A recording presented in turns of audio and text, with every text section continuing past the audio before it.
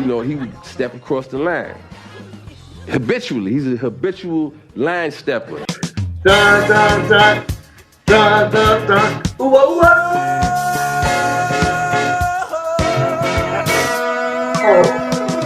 Yo.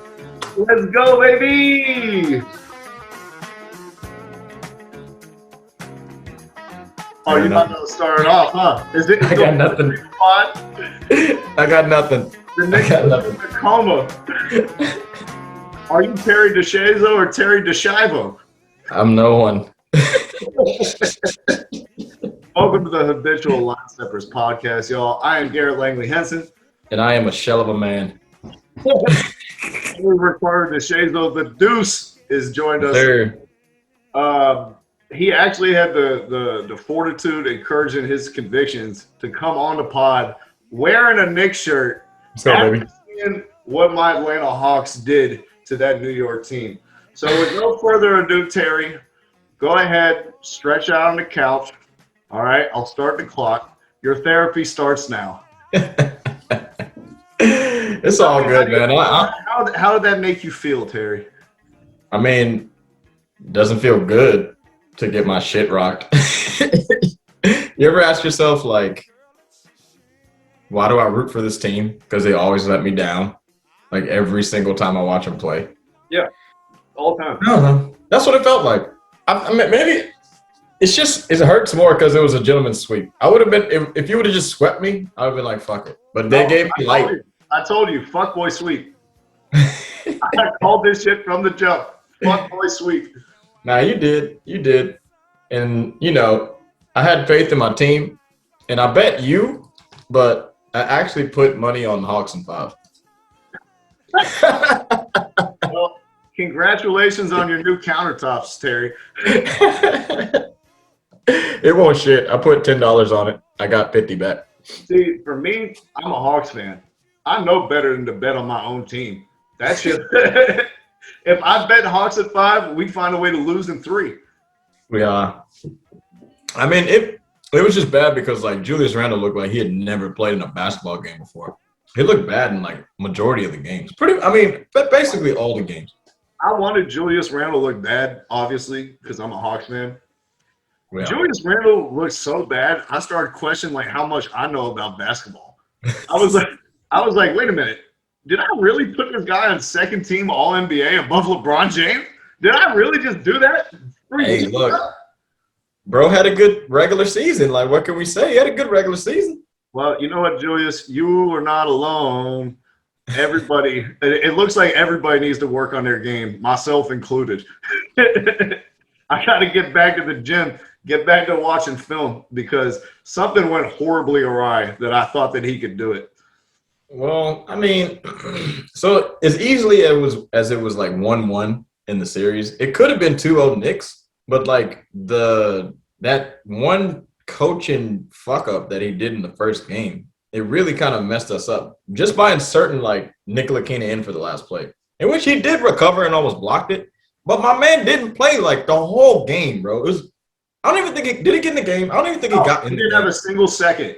The whole game he didn't play. And he put him in the game. Bro, he almost kept his pants on. And fucking Elfrid Payton was like, bro, unsnap your pants. You about to go into a playoff game. I'm like, look, bro. Trae Young had what, like 30? Did he have 36 when he came in? Did he finish with 38 or would he have 41 at the end of game 1? I don't even remember what it was. It was like 36-9, something like that. So I'm just like, bro has 34, and you're just putting this dude in cold while Trae Young is hot, like shooting 50% pretty much from the field? Come on, son. This is the dumbest thing I'd ever seen. Not the dumbest thing I'd ever seen, but in that moment in my life, I was like, this is the stupidest shit that's about to go happen. Tom Thibodeau was like, we're going to stick the nicotine patch on Trae Young, and then he's going to put making baskets. Yeah. I mean, like, bro, because like everybody knows this isn't soccer and this isn't baseball. You don't get to warm up before you get subbed into the game in basketball. They just be like, yo, get in. And you just get up and you get in the game. Like, come on, bro. Real talk, Neil Kina didn't even do any of the things like that would indicate that he was ready to play, right? One thing, he got in the game. First of all, I don't know if this because he's from France or Belgium or wherever the fuck that they don't teach you this in Europe. But if you come in the game and you're coming from the bench, you need to wipe the bottom of your shoes. Oh God. Okay. You're not gonna be able to guard anybody with all that dust on the bottom of your shoes, bro. That's okay. It wouldn't have mattered if he had the crispiest Jordans. He didn't spit on the ground and then rub his shoe through it. Okay. He didn't do the double. And then what I knew he was really gonna get cooked. He got in his stance and he didn't pull his shorts up. He was like, I'm just going to keep my shorts at regular length. Hey, look. And as soon as that happened, I was like, game. I guess in France, they got no dust on their court. They just got the nicest courts in France. You just walk on the court and you're like, ooh, skis. Right. Like, hell nah, homie. The Knicks floor ain't been really played on. You need to get that shit right. But, hey, look. The one positive I will say is having the fans back, man. Like that shit, it didn't feel completely like MSG, but they were there. Even though Trae Young wasn't like rattled at all. Like the Knicks fans, they tried their hardest. They did. They screamed "fuck Trae Young" every game. They had the Trae is balding chants. That was a good one. I like that one too. They spit on him. Threw a cup of beer at the bench. Yeah. Didn't matter. They were going crazy, man. So, yeah. Really let's take a minute to talk about Knicks fans for a second. Way to keep it classy, New York, by the way. They're like, it's the Mecca. It's the Garden. It's the Nobody kept it classy. It's the number one place that you want to play. And then honestly, I thought I was watching a fucking March Madness game. You don't watch NBA games and hear like chants like that. I was like, what are we doing, college? I mean, bro, that's why we're different, homie. What are you talking about? You don't want your fans to be like that? Atlanta won't making no noise, and y'all, I bet y'all at full capacity. What capacity are y'all at? 70? Our full capacity is 17 people. That's all the fans we have. I'm so afraid that like for game 3 there'd be more Knicks fans than Hawks fans. I'm so fucking afraid of that. Son, honestly, the way Trae Young was playing, it really doesn't matter where he's playing, bro. My man he was hooping, bro. We didn't have a single person to stop him. D Rose couldn't touch him. Quickly did okay, but he still can't stop that man. Nikola Kina got a little chance to get burnt, and we were like, nah, we don't need none of that. I think that they threw a little RJ Barrett at him. They tried a little length. They tried Burks on him. Nothing. They tried Reggie Bullock a lot. Oh, they was getting torched, like absolutely torched. They got Reggie Bullock on him like all of game 4 and 5. I was like, what are y'all doing? Yeah, and he didn't even like get that down in a full defensive stance. Like you can't play defense like this, dude. My man's like standing straight up. I was like, bro, you're not guarded Danilo Gallinari. Like, what are you doing? I mean, and then like, everybody always says the same shit when somebody's cooking. Why don't you just double him? Why don't you just double him? He was cooking us with the assists, and your players are knocking down the shots. Like, what are we supposed to do? Bogdanovich was showing why he was worth the money that he got, while the Bucks got so mad that they didn't get him. They ended up with Drew Holiday, which is still, that's great. But they were going to get both. It wasn't one or the other. But like, who else was I thinking about? Oh, Gallinari's played really well. DeAndre Hunter, who was kind of injured towards the end of the season, he balled out. I said before the series, if we're going to win this, DeAndre Hunter needs to be our second best player. Uh-huh. Now, I think Clint Capella actually was our second best player. He had a phenomenal series. But DeAndre, like, he shut Randall the fuck down. Yeah, he did. He kind of did. You were right though, but I mean, like that was what was weird because remember we were saying like in the regular season when they played the matchups, there was one game where Hunter did play like 30 minutes or so, and I was like, all right, well he cooked him in that game. He could probably cook him in some more games. Didn't happen. Shut him completely down. Randall, you need to work on your moves, son. I mean, he was reading your shit like a pamphlet, like a freaking pamphlet. If you're going right, you're gonna shoot a jumper. If you're going left, you're going to go all the way to the cup or do that half spin back towards the middle. Yeah. You don't have it. What's coming. Yeah, he doesn't have enough moves, bro. And plus, his mid-range J isn't that nice. He's not on some like mellow type stuff, you know. Oh, it's good. Like it got exposed. Talking about not nice. Like Yeah. that shit. We're the party next door. That shit was not nice. It was mean. Like it was It was a schoolyard bully. I mean, the many regular season nights in which I watched Randall hit fadeaway jump shot after fadeaway jump shot, it just wasn't there, man. Listen, For 5 games. For That 5 man- games. That man built the garden brick by brick, Terry. And it's time to put some respect on his neck. Started building the new joint over in Brooklyn. He was like, I'm sick of this Manhattan stuff. I'm about to build this joint in Brooklyn real quick. Breaking down. What happened to We Want Brooklyn, Terry? You ain't hear me ever saying that shit. Those Knicks fans were smelling themselves after one win, weren't they? Yeah, that's the funny thing, though. We weren't even going to play Brooklyn. We were going to play the Sixers. Yeah, I know. It's like, what? When they said that, I started going back through the bracket. I was like, dude, I can't forget this fucking shit right. That's what I'm saying. They had me confused. I thought Brooklyn was a 2 seed. What's going on? They switched it up. The division winner plays the division loser and blah, blah, blah. I was like, no, you guys are just chanting you want Brooklyn. Hey, I tell you what, though. Derrick Rose looked like he was ready for anybody who was in front of him.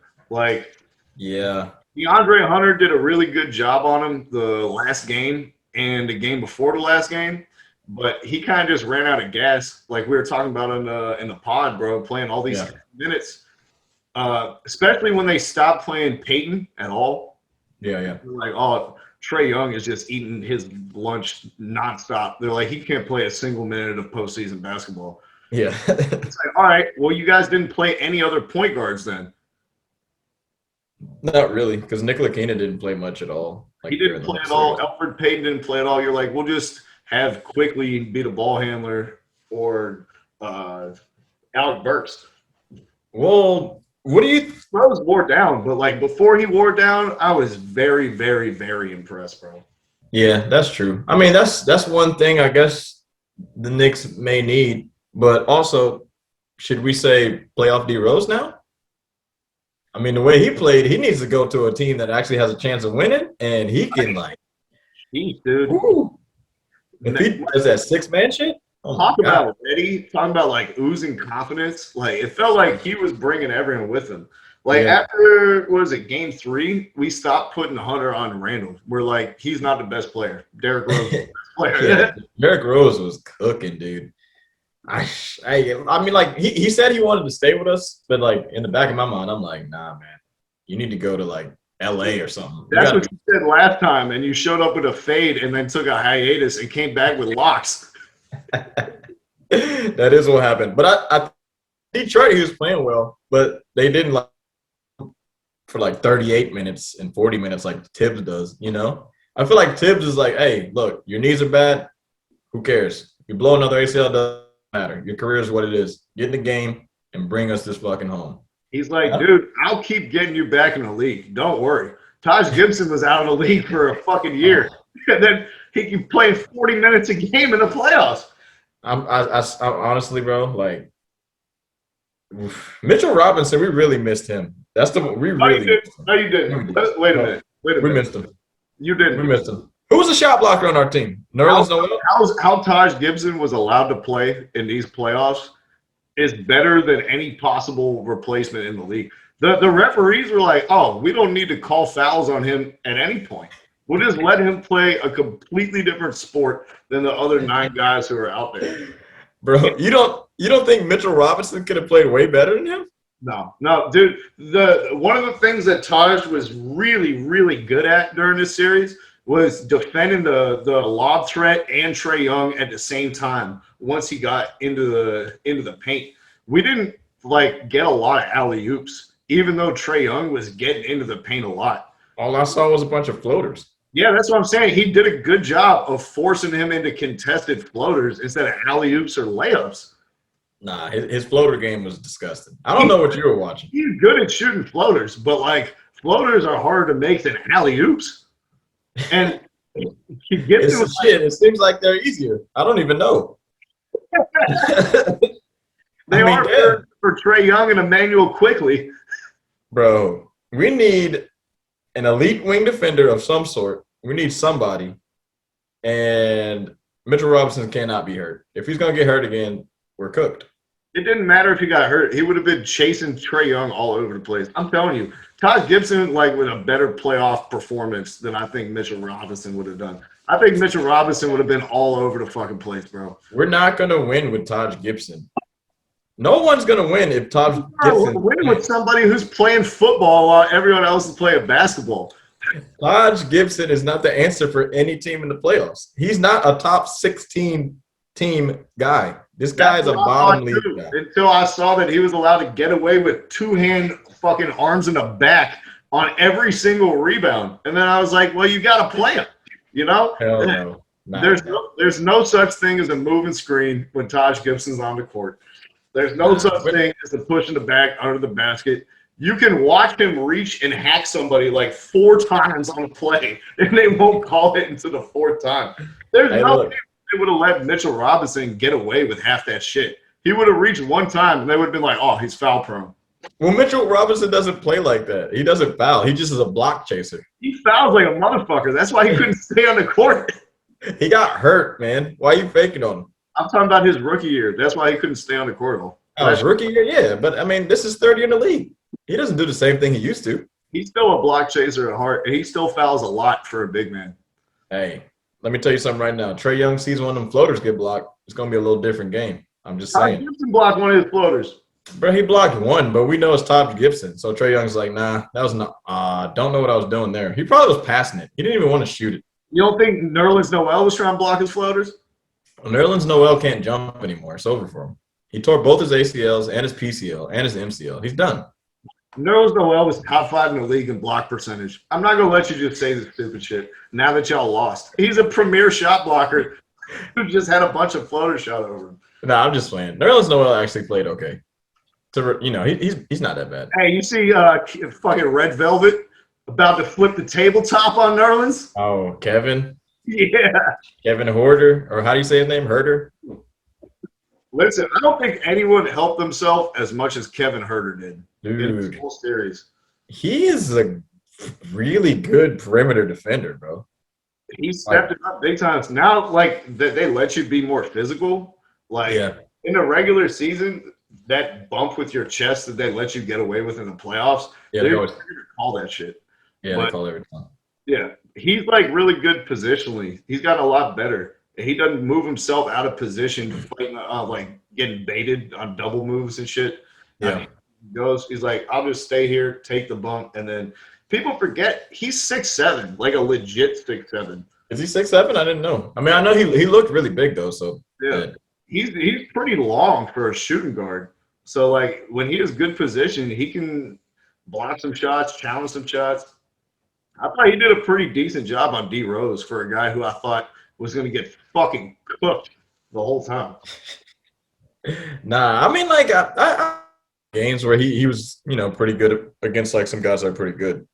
Like, but, I mean, if you have Kevin Herter and DeAndre Hunter, being really good defenders for y'all, it makes it really hard for not elite offensive players, but like the role players that you think can give you like buckets off the bounce and shit, and you're like, oh wait, this is harder than I thought it was going to be. And let's not forget, our 2 best defenders are hurt on our bench.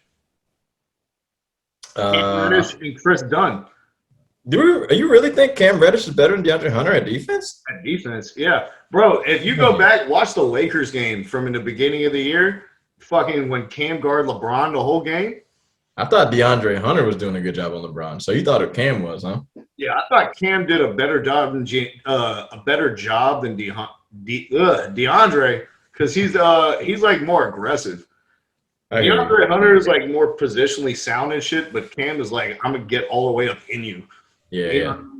Well, I mean, shit. Like, I think at this point, Cam knows he's got nothing to lose, so he's gonna like try it super hard to play a little bit of defense to get on the court because his offensive game. That's the only we thought his offensive game was going to translate the most, but somehow like he's a good defender now. Like that makes no sense. Even though he didn't play any defense at Duke at all. I mean, you don't really have to play defense at Duke. They're still going to win the game. And then Chris Dunn was third team All NBA defense last season. Yeah, true. You know what? He's hurt though, right? Yeah, both of them hurt. Well, I know Cam's hurt, but did you think Chris Dunn would play if he was healthy? If he had played 1 minute the whole season, maybe. But they're not going to be like, you didn't play a single game the whole regular season, and now we're just going to put you into the playoffs. We're not going to be like Frank Ntilikina and just get in there cold and get cooked, Chris Dunn. That's not what we're going to do. Oh, man, no warm-up, no nothing. We saw that movie in game one. We're like, we don't need to watch a rerun. Yeah. Well, is Chris Dunn good now? Can he actually play now, or is he still inactive? Haven't seen him since last season. Oh, word. All right. Man, whatever. Going forward, what you're talking about, you're like, those are two pretty good defenders. Yeah, they are. In the back.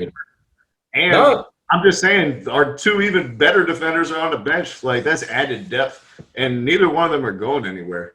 Yeah. I mean, that's like the way that Kevin Huerter played, I was like starting to wonder. Like, if it comes down to a choice between him and John Collins. Yeah.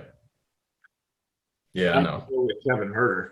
That's the thing. I mean, John Collins played pretty well. Not crazy, but better than what I would think he would do in a playoff game. But he played like ass. He played like shit the whole fucking series. He was horrible.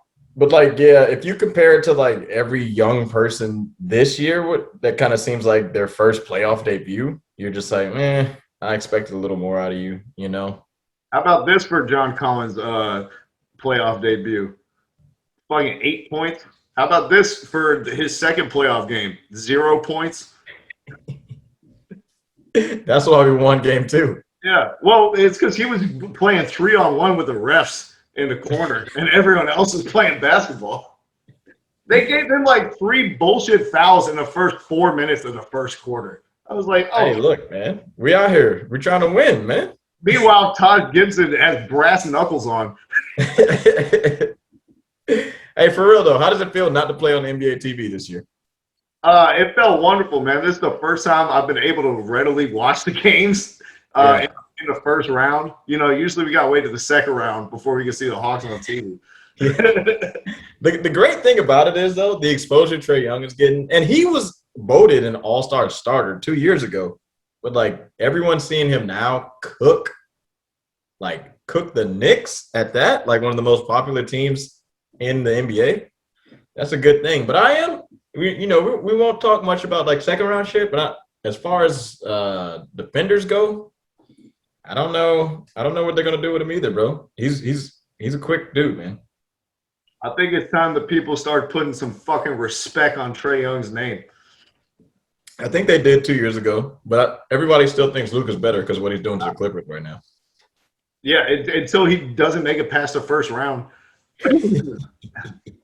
Hey, look, like you said, like it's just empty numbers. His teams don't win. He can't do it against better competition. He can't do it in the playoffs. And it's like, now, what do you have left to say? Like, he's really fucking good. He should have been an all-star. Y'all are retarded for not putting him on the all-star team. So what you think, though? Do you think – well, I know we can have the discussion after the playoffs is over. But, like, when I was talking before, I didn't think we could have the conversation before the playoffs started, between, like, the conversation between him and Luka Doncic, between Trae Young and Luka Doncic. We may have a conversation of if he gets past the second round, then I think we can talk. As far as right now, we may have something to talk about, but we'll see how this Western Conference thing goes. There's something to talk about. Luka starts hot, Trae finishes hot. And this has been a pattern. This is big facts. Luka will get you 40 in the first 3 quarters and then get you 4 in the fourth. Yep. Trae will get you 14 in the fourth. Yeah. He's a closer, but anybody can look like a closer when you're getting guarded against no one. Like these dudes on the Knicks, which I didn't. I saw, but like I wasn't really thinking about it. I thought Ntilikina would play some, but I think like Thibodeau was just thinking more offensively. Like we have to keep up with the Hawks scoring. But wait, I thought you guys were second in the league in defense, Terry. If you don't play, Terry. It don't matter if you don't play your best wing defender on the dude that's cooking everyone. I mean, that really doesn't matter. You saw what happened. Hey, sample size. What do you think Neil Keena's per 36 are in the playoffs? Yo, Tibbs is out here cooked, man. Defensive rating of minus 1,000. Hey, bruh, I think you got yourself a good coach now, man. I see. The thing is, I was skeptical because I was like, we're gonna wait and see what he does in the playoffs. I don't care about that regular season stuff. Yeah. Game 2, I was really nervous because he didn't make any adjustments, and frankly, he got outcoached by Tom Thibodeau in Game 2. A little bit. He did, but then at the same time, it that whole game just felt like the league just put that phone call in. You know, like, look, Knicks got to win Game 2. I don't know what y'all talking about, but we got to tie this up.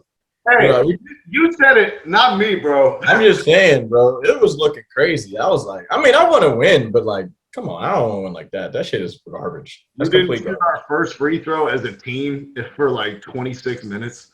Yeah, it was absolutely atrocious. I hate it when they do this type of shit. And then, you know, people think that the league doesn't do this, but come on, bro. I remember when the scandal came out? When old dude was fucking throwing games so he could get the spread? Tim Donahue? Yeah. That was back in the day. Donahue? Yeah, but I mean, they do it, but it's not like if one team outplays the other team, they can't do anything about it. But if there's like close calls and you're playing really physical, you know, they're allowed to do something. Like they can make some calls. But the way Atlanta plays, they're a little scrappy too. They're not like a real finesse team. So it made it a little easier for them to like. Because nobody, let's be real, I understand. Nobody watched the Hawks. Y'all just fucking saw the YouTube clips and you were like, they're a finesse team. They're going to fold when they get punched in the mouth. Yada, yada, yada. We know the national media, ESPN, y'all out of your 16 panelists, 14 out of the 16 pick the Knicks. Big facts on that one. I just want to let you know I am available. It is no longer, ESPN is no longer a credible NBA news outlet. Habitual line steppers. This is the credible news outlet right here, baby. Here first. I said Nikola Jokic is going to be an MVP 5 years ago. Don't get the news after it happens, guys. Get it beforehand. Back, guys. Come on. We got this. Hey, look. Like I told you though, for real, I knew we weren't going to win. Like I put my actual money on the Hawks. Like I swear to God, I put my actual money on the Hawks. Like I knew we weren't going to win. You're just hedging your bets, covering all your bases. You're like, either way, I'm gonna get something out of this. You're such why can't you lose like a fucking man and stop trying to recoup some modicum of happiness? I want you to be like desolate. I want you to be in the streets like these Knicks fans. They're like, I see fucking Trent. Swear to God. Nah. I mean, like, was I mad when I was actually watching the game? Yeah, but. Oh, I know, because you didn't take none of my calls. No, I didn't. Fuck you. You were talking so much shit. I was just like, yo, I can't do this right now. I can't. For 5 games, guys. It wasn't for one game. He didn't take my calls the whole series. Hell no, I did not. I didn't. But, like, look, what am I going to do? I'm just going to get on camera in front of all of our fans and be like, well, Knicks are losing this one, guys. I have no faith in my team or my whole life. Like, this game's over. Hawks got us. Trae Young's having 35. It's done.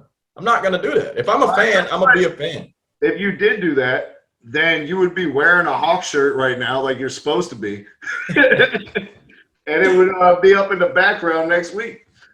Yeah. I got it. I'm going to have it for – what? Go ahead.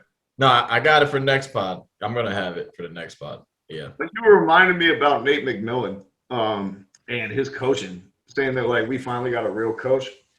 Because that game, too, even though you were like, they got a call in from the league, that's true. But also, we didn't have our starters in. We had all 5 bench players in until 8 minutes in the fourth quarter playing together, the whole bench. I was like, this is not playoff basketball. Nobody plays all 5 subs together until 8 minutes in the fourth quarter. Nobody even plays all 5 subs together in the second quarter. Yeah, no one ever does that ever. But like, it's So I not was 2K. watching this shit, I was like, oh god, he's about to get fucking outcoached again. Here he goes again with that bullshit. And then game 3, he made an adjustment. He was like, at all times, Trey or Bogey is going to be on the court. Yeah. Oh, Bogdanovich, he's a fucking problem, bro. He's really good, man. Keep sleeping on your boy, bro. Nah, I mean, I knew he was good. Like, I saw him in Sacramento a couple times. You know, like when you just catch a late game and you had NBA League Pass or whatever, and you're just like, yo, who is this kid? And he hit those game winners a couple of years ago, I think. Was it 2 years ago? Yeah, it was 2 years ago. And you're just like, yo, this guy is pretty good. You just watch a game and the dude just like splashes 3 threes in a row in a possession and like 3 possessions, and the other team calls a timeout. You're like, damn, Right. like, bro's on fire. Then you turn it and you're like, I ain't watching this game anymore. That- But you saw the kid. That's a perfect description. You know, like you saw the kid ball, and you're like, damn, this dude is good. All right, what's on next? That's like, do you remember when he played in the Rising Stars game? What was this, like 2 years ago or last year or what? I want to say it was 3 years ago. Was it 3 years ago? I think he won MVP. And I was like watching, he made like 11 threes in the Rising Stars game. And I was like, you need to get the fuck off the Kings. Yeah. Kings, that's where you go to die, bro. Bro, that's where you go to pick Marvin Bagley over Luka, DeAndre Ayton, and Trae Young. Dude, oh my God. The fact that they picked him is like the most egregious thing ever. But like, Trae Young is looking good, man. Well, there's got to be like some poetic justice in the fact that like Vlade was traded for Kobe. So they could pick Kobe, and then Vlade becomes a GM and fucking picks Marvin Bagley. Like, he's involved in 2 of the biggest fucking draft day fuck ups.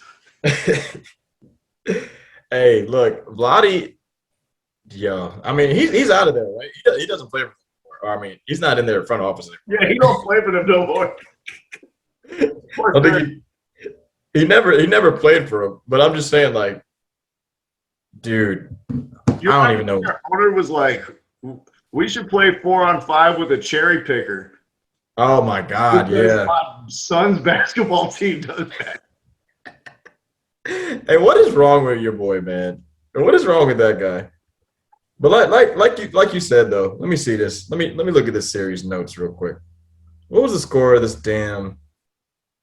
This shit took me all the way to the top. All right, there we go. What was the score of game 2? We beat y'all by 9 points. And the league cheated. Like, we tried to cheat and win by 20, give us a little momentum. And Nate McMillan fucking played the bench like half the game. Yeah. He got the call, too. I'm telling you. Yeah. Whoa, you heard what he said before the series.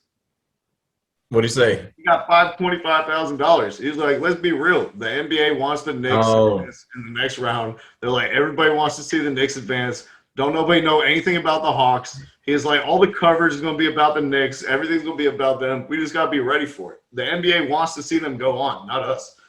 And Adam Silver was like, I'm going to need that $25K, bro. Yeah, but all that stopped after game 3. And you even texted me and you were like, buy the Hawk shirt. After game 3 was over, you were like, buy the Hawk shirt. I turned it off in like the 3rd quarter. I was done with it. I was done with the game. Like, I turned that shit off and I didn't even recap the 4th quarter. I was like, nah, I'm out. We couldn't stop Trae Young. And then every time we tried to double him, he would just pass it and y'all would make a 3. And I was like, yo, it's like one of those games when you watch Kevin Durant. If you don't root for Durant, it's like one of those games where you're watching him and every shot he shoots, he makes it. And you're like, it's like, what the fuck are you supposed to do? Yeah, like you can't do anything about it. I'm like Austin Rivers with that Dame Lillard shit. When he missed it, and Austin Rivers was like,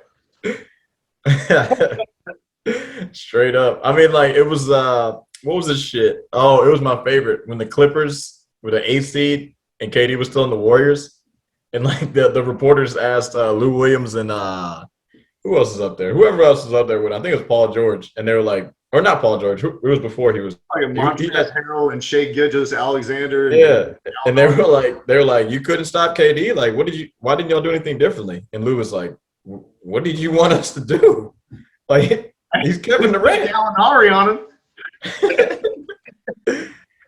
I mean, every time, bro, like every time it seemed like the Knicks. I know what they should have done. What? Sign Michael Rappaport to a 10-day. Put him on KD. Hey, that oof. If you want to see a grown man die, Rappaport. But nah, it was watching two grown men slap box. Right. Looking Hey, at. Happy Pride Month, guys. Yeah, true that. But anyways, it was like every single game when I felt like the Knicks were gaining a little momentum, when we would cut it from double digits to single digits, and it's just like it's over, bro. No, as a fan, you can sense it when your team just ain't got it, and the Knicks they just ain't have it.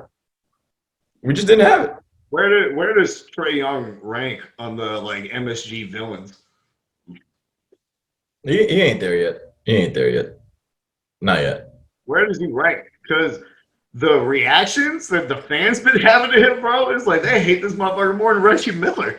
Look, man. They started with the "fuck Trae Young" chants, from the opening whistle. I was like, you guys know that like we've never played the Knicks before in any game that counts for anything. It was game 1, dude, which was so funny. But he didn't even make any shots yet.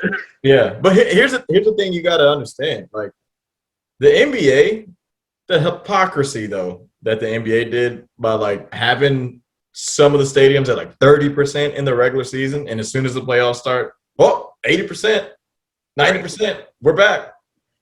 The fans are just ready to cheer and go crazy. You gotta we're sitting at home not watching the Knicks. They're ready to go crazy. They're ready to go crazy. And if y'all want to know more about it, check out my article under the Wednesday Spotlight at www.dhlspod.com. What's the title? White privilege? Yeah, something like that. I saw it. I didn't read all of it. I read most of it though, but we won't talk about it. We want the people to read. Anyways. Yeah, it's white privilege, fan conduct, and a zoo atmosphere. I'd like to shout out to Kyrie Irving for writing the foreword.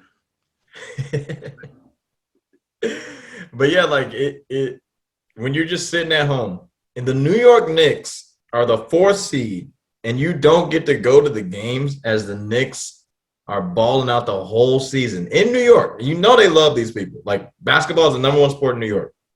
They weren't allowed to watch them. As soon as you let them go watch them, they're going fucking crazy. They did not know how to control themselves, bro. The fuck Trae Young chants were a little wild. I'm not gonna lie. That shit was wild. I was like, yo, come on now. And you know the announcers here, and they're just like, and you can hear that the Knicks fans really don't like Trae Young. I don't know what's going on. I'm just like, you know what's going on. First of all, you brought up a great point there, Terry, which is the commentary in this series. Man, did we get the shit end of the commentary stick until the closeout game. Then they finally give us Reggie Miller on a goddamn Knicks playoff game. Reggie Miller should have been on every single one, bro. We got Doris Burke and Mike Mitchell fucking talking about a bunch of nothing the whole time. I was like, this is like the 4th flagrant foul in the last 2 days, Doris. What the fuck are you talking about? Well, plus, you got to remember that the announcers aren't in the games either. They're not they're not in the stadium. They're still at home or in a studio watching the games. They're in the stadium. 2nd round.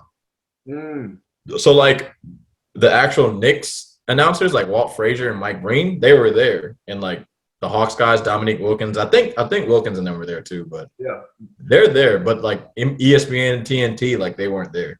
Bro, I gotta turn on Bally Sports FM radio to get the call, and then turn down my TV to get some fucking good commentary. But the problem is, you think you do all that and get good commentary, but really you do all that and they get Dominique Wilkins talk about nothing for 2 hours. Yeah, pretty much. So I love the Hawks, but Dominique might be the worst commentator in the whole NBA, bro. He is really, really bad. You're right. You're right. He's the only person by comparison. They will put Brad Daugherty in the Basketball Hall of Fame. They're going to move him straight from NASCAR to basketball and be like, yeah, you did it. Yeah, he definitely did. He definitely did that shit. But I mean, if I'm being serious though, Trae Young, he could be up there. with villains. He could be up there. Because if you think about it, like, it depends, though. If Trey continues to be great, then you don't eventually stay a villain. Like, Reggie Miller, he stayed pretty much a villain. But, like, we didn't like Mike, but, we still appreciated him. We didn't really like Kobe like that, but we still appreciated him. Reggie, he's done. Like, if Trey y'all weren't relevant when Kobe was good, so I don't know why you dislike him at all. Because he dropped 55 on us every time. Steph Curry, too. We don't like his ass either. Get him out of here. Hey, you see Trae Young, first player since MJ to score 30 in 3 consecutive games in the Garden. Hey, man, he's a beast, bro. I don't know what to tell you. He also did it in his first 3 games in the Garden.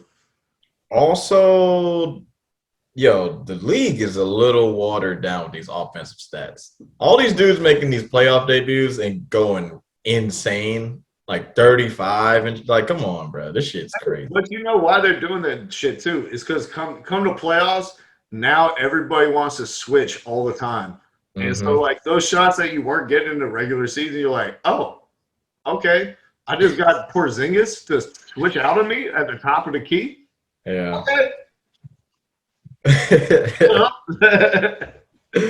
Hey, man, give me a real perspective, because I know we only want to talk Knicks Hawks on this pod right here. Before we go to the next one, all right, I gotta get your reaction to the Clint Capella comments. And saying if Trae Young is a villain, then what is Clint Capella? Because he was talking shit the whole time. What did he say? I missed what he said. Oh, it was so good. He was like, the Knicks are a bunch of fake tough guys. They think they come in here and push us around, play tough. He said, we can push guys too. We can be an asshole. And you know what? We going into New York and we going to your house to send you on vacation. Oh, word, Clint? It's like that? He said that before Game 5 in the closeout game. Wow. Yeah, I was like, that's not Atlanta at all. I was like, everybody should know not to say anything because we're going to fucking blow it. But Clint was like, bro, I just got here. It's like, I don't know what y'all been doing before, but I've been talking. Look, just change the toughness of the team. I understand that everybody thinks your team is soft, but him going in, he doesn't know. He don't know shit at all. All he knows is everybody on the Knicks is kind of scrubs. Every big man that he was with, he was like, yo, these dudes aren't playing basketball. Taj Gibson is out here trying to tackle me every fucking play. Nerlens Noel is trying to block every single shot he puts up. Nerlens Noel can't do anything. This guy's crazy. Mitchell Robinson's talking shit to him when he's on the bench and can't run. Like, he's like, yo, what are we doing? Like, the Knicks fans are going crazy, spitting on Trae Young. He's like, son, what the hell? I left Africa. This is not supposed to be some crazy shit anymore. What the fuck? First of all, the motherfucker's from Switzerland. Hey, look, Africa, Switzerland. He looks dark as night. Yeah, Othello. I bet you his family ain't from Switzerland, and you can bet that. Oh no, for sure not. They wouldn't. Why do you think they got that yellow patch in his hair, bro? That's not for Switzerland. That's for West Africa. Probably. Yeah, for sure. But I gotta say, I love the confidence to like say that before the big game and be like, "We're gonna send you on vacation." And that he called them a bunch of fake tough guys, and he said, "You like." I mean, they are. Who's tough on the Knicks? Yeah, just because they play physical doesn't mean they're tough. Taj Gibson sucks at basketball. I don't get like. There's a fine line between like being a tough guy. You have to be a tough guy and then also be able to hit like a mid range when you're open. Right. You know what I'm saying? Like, Charles Oakley was a tough guy, but he could still give you like 18 points in the game. If you let him shoot, he can make the shot. Same thing with Anthony Mason. Yeah. And you would hope that Julius Randle turned into that guy because he's definitely a wannabe tough guy. But that's the thing, though. Yeah, he's a good basketball player. Yeah, but like your best player can't be the tough guy on the team, unfortunately. Your tough guy's got to be like a dude that can get you like 12, 15, and then like give you a block or a steal and like a hard ass foul, But that's what you got Emmanuel Quickly for. He's too small. A Knicks fan threw a beer on Emmanuel Quickly, and he didn't even do nothing. He was like, "Yeah, I didn't have a chance to talk to him. Like, I guess he was pretty upset and everything, but like, we're just gonna try to come out here our best and play hard in Game 3." Yeah, I mean, you can't do anything about it. Like, what are you gonna do? I saw him. I really saw who did it. All those people that were over there. If you read my article, you know what we could do. You know, this is how I ended the shit was from the clip from the Mad Real World on Chappelle's show. Where hey man, we still reserve the right to fuck you up. So he's like, yeah, fuck your ass up. Yeah. Hey, look, but if you think about it though, quickly, I think people think they can take Emmanuel quickly in a fight. Maybe not everybody else in the court. Yeah, maybe people who see that like on the screen he looks really small, but in real life he's about 6'5". He's only 6'2". I thought he played shooting guard. Nah, quickly? He's a point guard that just shoots a lot, just like all these other point guards in the league. The floater master. I do love watching floaters. But that's a conversation for another day. Yeah, but no, I was gonna ask before we get out. I was gonna ask what is the microcosm? Give me like the reasons why we do not like the Atlanta Hawks. Like, what's going on with Atlanta? Well, how come people in Atlanta don't like? I know it's a transit city and everything, but like, what's the problem? There's definitely enough people in Atlanta to like root for the team. Like, what's going on? Okay. Is there enough time to talk about this? Yeah, I could do a week-long TED Talk on this. So make sure you guys go buy your tickets now. But it's like a trident, man. It's multiple prongs as to why this doesn't work in Atlanta. And first and foremost is they don't embrace the identity of the city of Atlanta, or they haven't until recently. Yeah. They had that leaked memo from like 4 years ago that was like from the CEO to all the marketing people. They're like, Black people can't afford to buy the like seats in our arena, and we need to cater our in-arena experience to like CEO white box having fucking corporate people. You know what I'm saying? Because they're the ones who can afford to spend the money. So and when was this? This is when Danny Ferry was fucking GM. And that shit, and they leaked the thing. Remember when he called Luol Deng an African salesman? Yeah. I remember that. Oh yeah, this is 2015. So this is our new owner had just taken over, wrestler Tony Wrestler, who bought the team from the Atlanta Sports Group. Yeah. The Atlanta Sports Group owned the Thrashers, the Falcons, and the Hawks at the same time, and did their best to run all three of them in the ground. Yeah. At one point, the first Hawks game I ever went to, they were playing in the Georgia Dome. Wow. Yeah. So saving money. They had the Thrashers, the Hawks, and the Falcons all playing in the same arena, Terry. Oh, so they all were playing in the Georgia Dome? Yes. When was Phillips Arena created? I thought that was like... It was like 2002, 2003. Okay, yeah. Jesus. What the hell? For 15 years, we had an ownership group that was like, we're just trying to do the bare minimum. And like, we're not trying to make any money. We're not trying to do anything. Just bare minimum. So we didn't get no fans off that.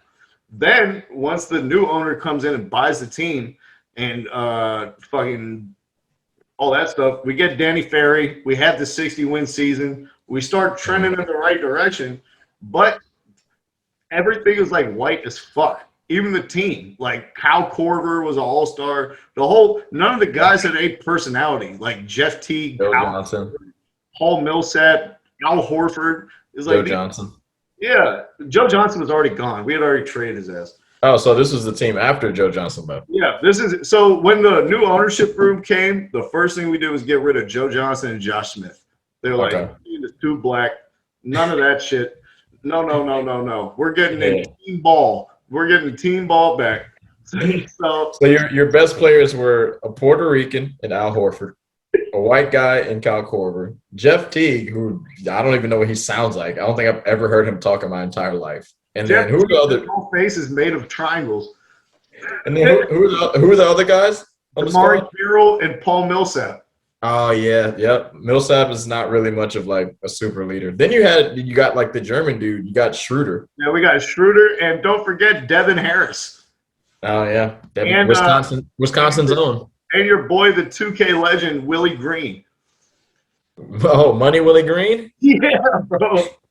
Every time he made a 3 in 2K8, it was like green, green, green, green, green. Yeah. I was like, what? What the hell's going on right now? I didn't remember that shit. It's like, come on, bro. So then we went to like this whitewashed ass team, which is like Uh-huh. we're gonna be just like the Spurs, and we're gonna do everything the right way and move the ball around and all this shit. And you have Antich shooting 30-footers for no reason.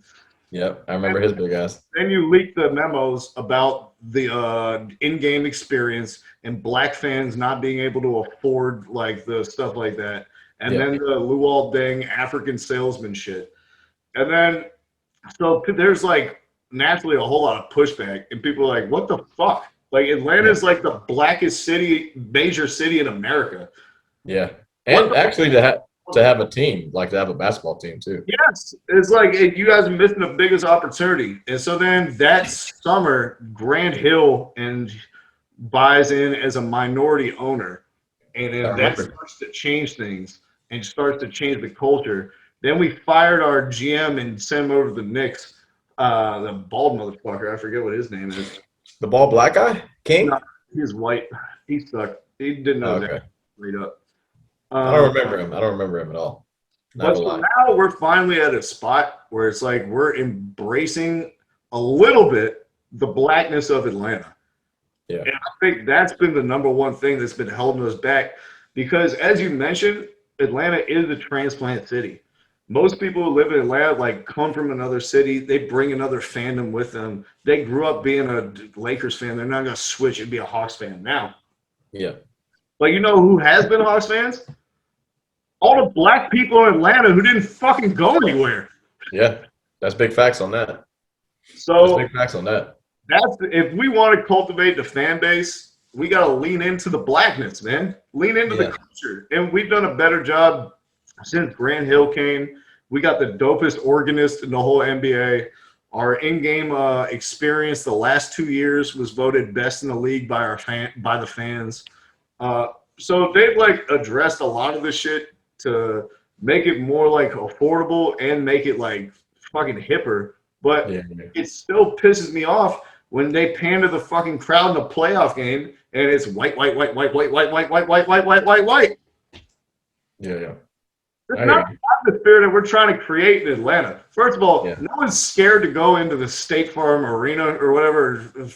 State Farm Arena. So that, no, not anymore. State Farm Arena. So that they can be like politely booed by middle class, like middle-aged white fans. Like that shit should be like the Bay, like the Oakland arena that the Warriors had. Like it should be like if you're coming to play in Atlanta, you should be like, this shit is fucking wild down there, bro.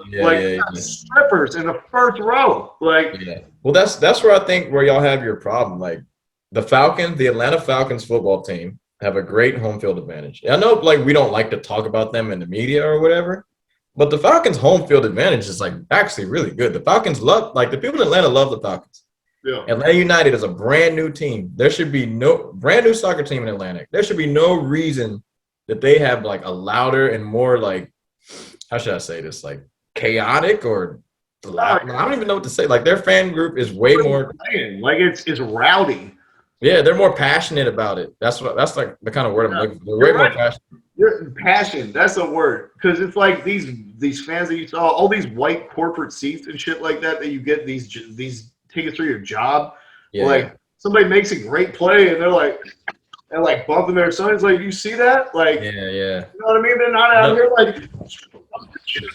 like losing their shit like they should be. Well, instead of because it seems like the Hawks, instead of making their shit more like the Falcons, they tried to make it more like the Braves.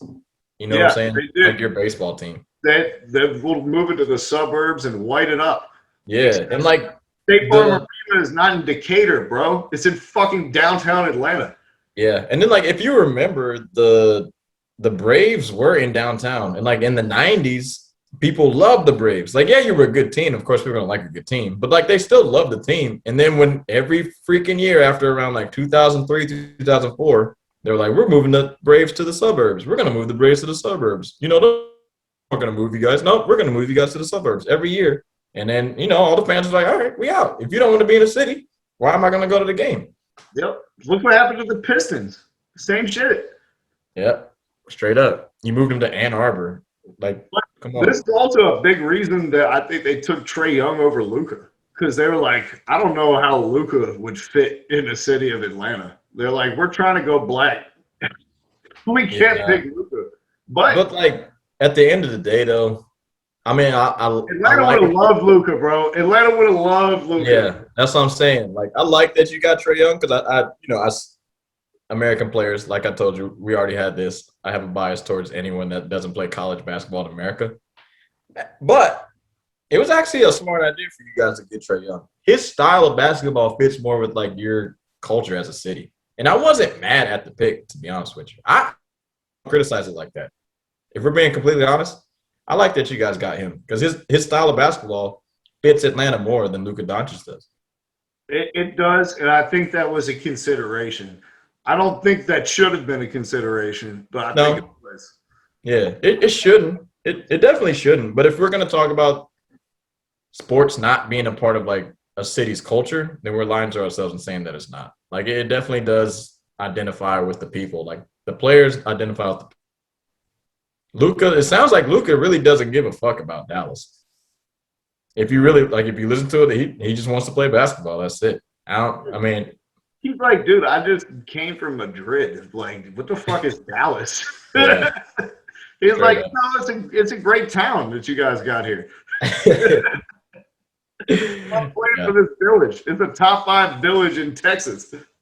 Yeah. Hey, but look, like we were saying though, it all starts from the top down, and I'm surprised the Knicks got lucky this year. I wouldn't be surprised if they have a horrible season next year. I really wouldn't, because Dolan still doesn't give a fuck. He really don't.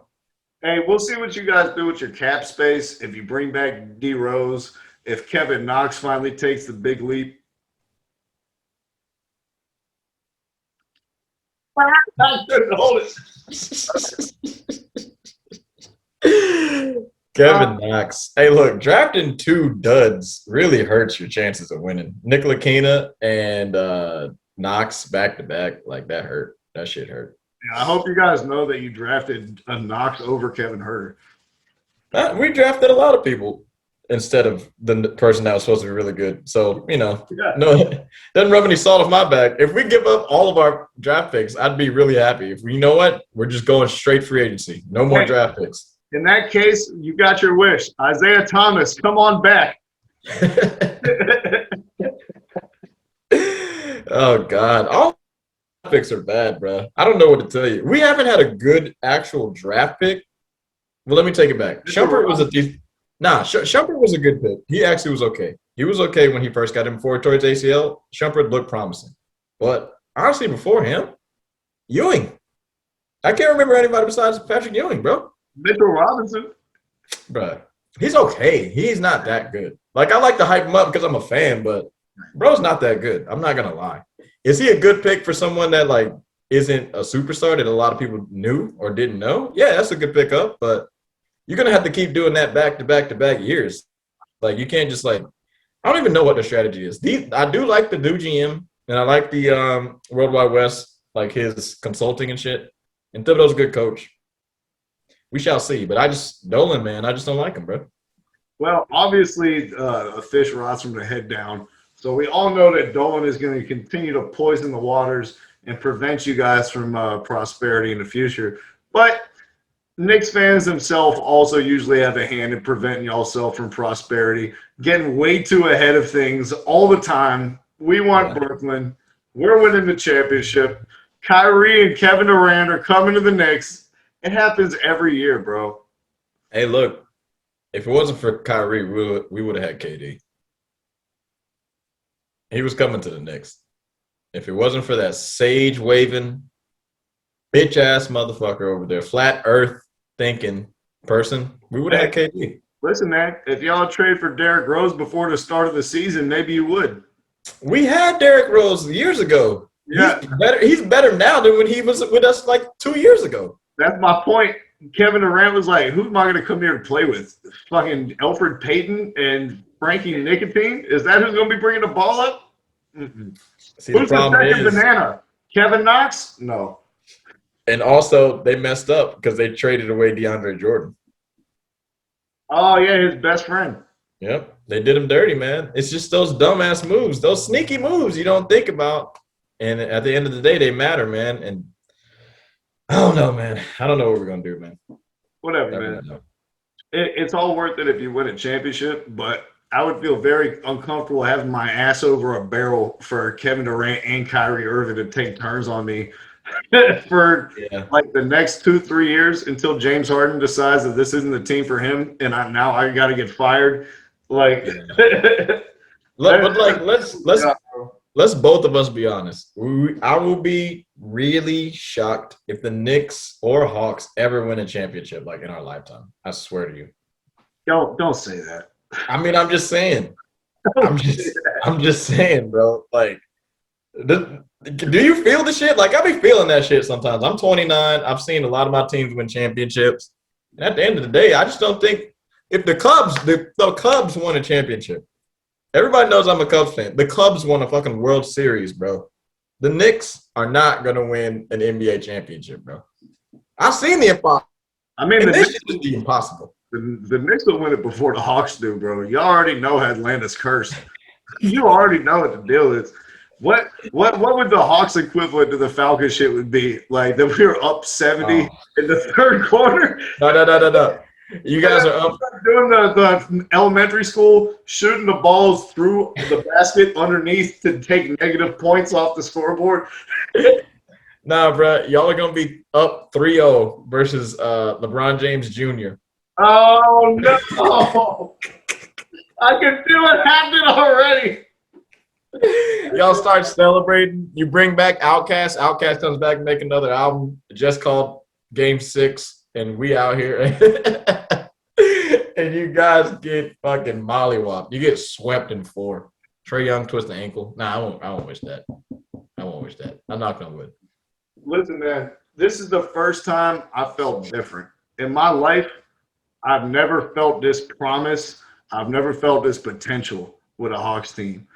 Game 1, I could barely breathe, and I was having a heart attack in the fourth quarter. Like my heart was literally racing so loud. I was like, I smoked like 12 cigarettes in the fourth quarter. Like I could not contain myself. Hey, but man, this year, it seems something about this team feels different, and we finally have that dude. That in my lifetime, we never had that dude, and kind of like the We Believe Warriors. This team feels like too young to know they're not good enough. Yeah. Like they're too young and dumb to know that they're not supposed to be here. You know what I mean? Yeah. And it's exciting to watch. I will tell you this. A lot of the teams the Knicks lose to end up winning championships. Let's go. If you think about it, I was thinking about this the other night. Besides the Pacers, because the Pacers didn't end up winning, we lost to them in the second round. The Celtics, when the last time we were in the playoffs, the Celtics won the championship.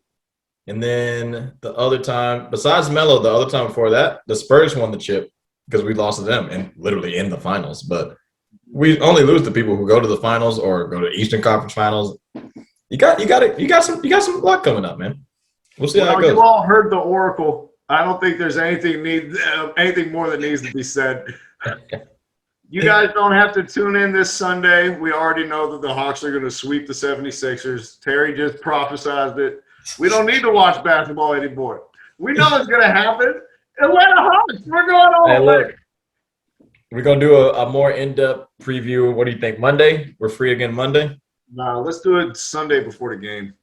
Sunday, and there's been a lot that happened all across all sports. So we're going to have some Champions League talk for you, recap our reaction to Terry's Man City getting smoked by Chelsea. He had to deal with the Knicks today and their loss, so I thought it would only be right to break up the heartbreak and prolong it for an entire weekend. So he's going to have to deal with that. We have coaches. Huh? No, I'm going to just reserve all reactions. I am happy. Hey, well, Pharrell, it's been great talking to you over the last half hour. Nothing could have made me happier than to see my. Hey, shout out to David. Say it one more time, boy. Oh, The delay is stupid. we got it right at the end. You back? We back? Yeah, we're back. All right, I'll just have to do it. Whatever the fuck. I heard literally nothing that you said that whole time. Yeah, that shit fucked up big time. Well, Just say Pharrell. What? Just say Pharrell. Do the Pharrell thing again, and then we can keep going. All right, Pharrell. Hey, look, man! Shout out to David. Shout out to Pico Blair. Gave me the cut. You like the joint? They got him right. Getting married. Congratulations. Yeah, Dave, who doesn't listen to our podcast because he said he doesn't watch basketball.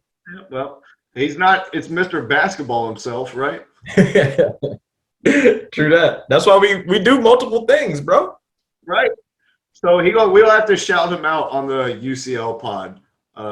Yeah. Give him some recognition. But until that time, please make sure to check our website out at www.thehlspod.com. Check out my article that I wrote about the appalling fan conduct, circus environment, and the role that white privilege plays in emboldening these asshole fans. Check us out on Instagram. You can find our clips. You can find us on Spotify, Google Play, and Apple Podcasts. So, Instagram, HLS Pod. Backup account is the HLS Pod. don't forget, we're coming with that fire for you guys, bro. And don't worry, I know you guys depend on me for all your predictions. So you can parrot everything I say to your friends at a bar and sound smart and make it look like you know you're talking about basketball. So we'll be back with that on Sunday so you can remain intelligent. I'm not going to put you between a rock and a hard place. I got you, I promise. Oh, yeah. Hey, come back. You never know. We'll be the Habitual Line Steppers Sports Network. Let's go! Peace. Thank you for listening to our podcast this evening. Thank you. You're far too kind.